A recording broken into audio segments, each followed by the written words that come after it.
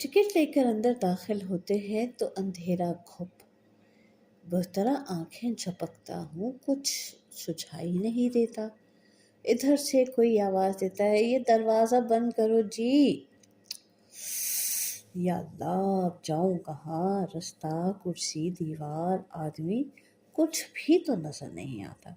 एक कदम बढ़ाता हूँ तो सर उन बाल्टियों से जा टकराता है जो आग बुझाने के लिए दीवार पर लटकी रहती हैं। खैर, थोड़ी देर के बाद तारीके में कुछ धुंधले से नक्श दिखाई देने लगते हैं। जहाँ जरा तारीक सा धब्बा दिखाई दे जाए, वहाँ समझता हूँ खाली कुर्सी है। हमीदा पुश्त होकर उसका रुख करता हूँ।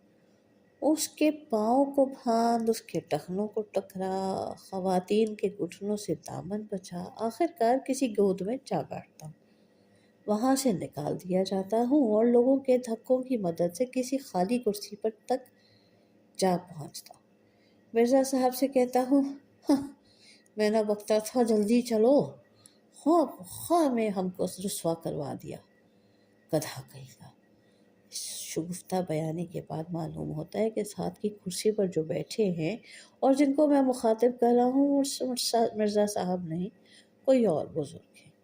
अब तमाशे की तरफ मुतवज्जा होना और समझने की कोशिश करता हूँ कि फ़िल्म कौन सा है, इसकी कहानी क्या है और कहाँ तक पहुँच चुकी है। समझ में सिर्फ इस कदर आता है कि एक मर्द और एक औरत जो पर्दे पर बगल ये नज़र आते हैं, एक दूसरे को चाहते होंगे। इस इंतज़ार में रहता हूँ कि कुछ लिखा हुआ सामने आए तो मामला खुले कि इतने में सामने की कुर्सी पर बैठे हुए हसरत एक वसी और फराख सी अंगड़ाई लेते हैं, जिसके दौरान में कम अज कम 2-3 फीट फिल्म गुजर जाती है। जब अंगड़ाई को लपेट लेते हैं तो सर को खुजाना शुरू कर देते और इस अमल के बाद हाथ को सर से नहीं हटाते, बल्कि बाजू को वैसे ही खमीदा रखे रहते हैं।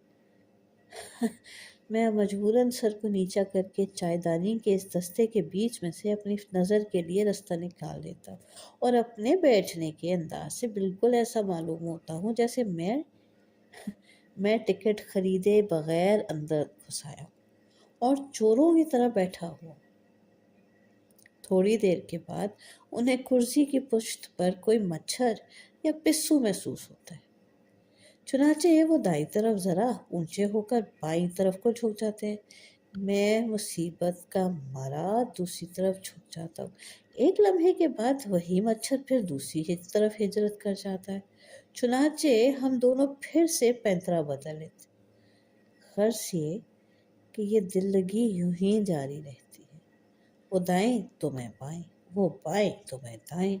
उनको क्या मालूम कि अंधेरे में क्या खेल खेला जा रहा है।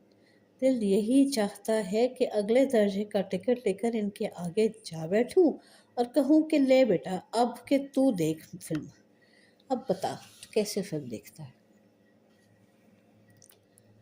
पीछे से मिर्ज़ा साहब की आवाज़ आती है, यार तुमसे निचला नहीं बैठा जाता, अब जो हमें साथ लाए हो तो फिल्म तो देखने दो।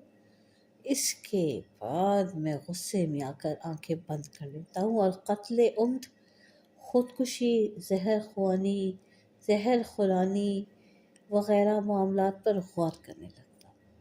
दिल में कहता हूँ, ऐसी की तैसी इस फिल्म की 100 कस्में खाता हूँ कि फिर कभी ना आऊँगा।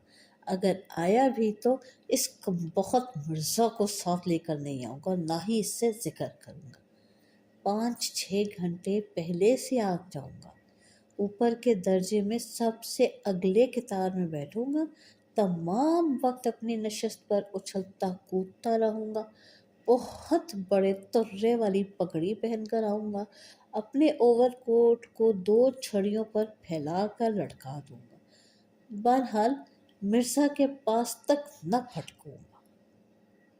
लेकिन इस कमबख्त दिल को क्या करूं?